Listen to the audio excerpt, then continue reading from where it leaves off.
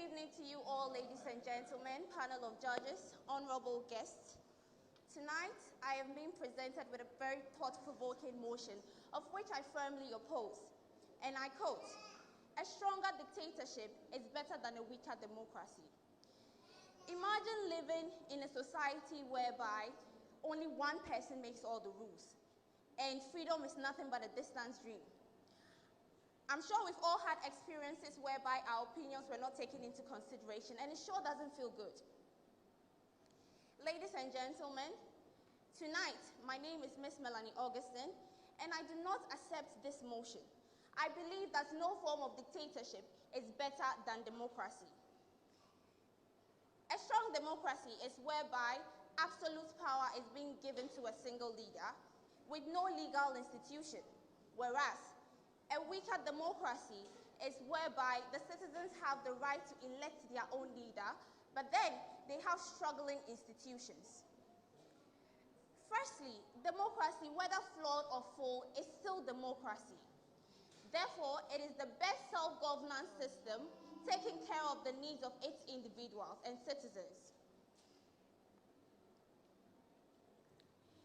It demands accountability, transparency, checks and balances, and also reduces corruption.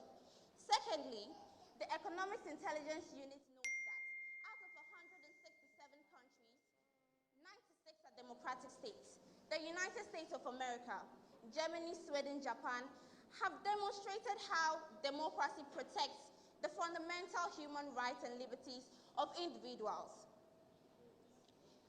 It guarantees freedom of speech, assembly, liberty, and then it promotes peaceful transitioning of powers as seen in Ghana's elections.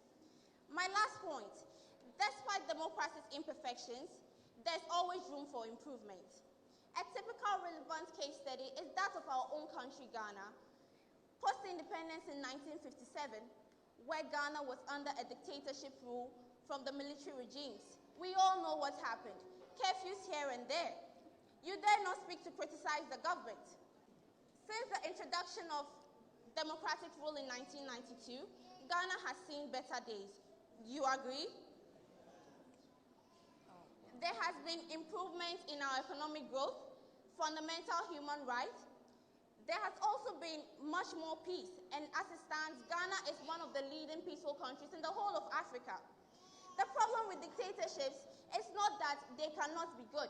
It is the fact that when they come into power, they cannot be easily taken out without chaos and violence.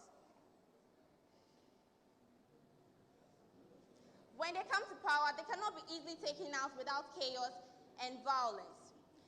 The justification that dictators are superheroes is completely fallacies and non-existent beyond all practical purposes. Panel of judges, ladies and gentlemen,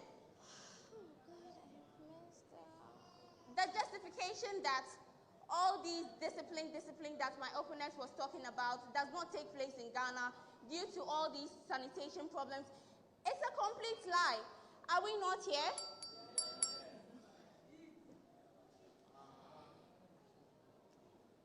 The growth and development of Ghana does not lie in the confines of a dictator, but in the strengthening of democratic institutions, promoting transparency and empowering citizens. Let us all uphold the values of democracy as we strive for a better, brighter future for our beloved country, Ghana. Thank you.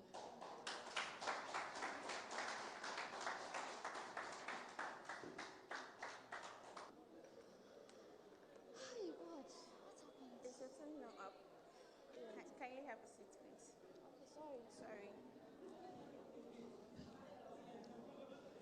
Ladies and gentlemen, in this 21st century, where diversity, equity, and inclusion is regarded globally, my proposition is completely on the wrong side of history as she supports this motion in 2024.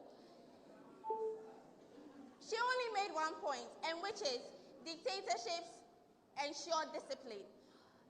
And that is not even true.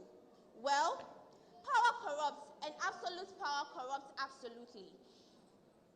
Obviously, dictators lack mechanisms to ensure accountability, so how can they even ensure these disciplines?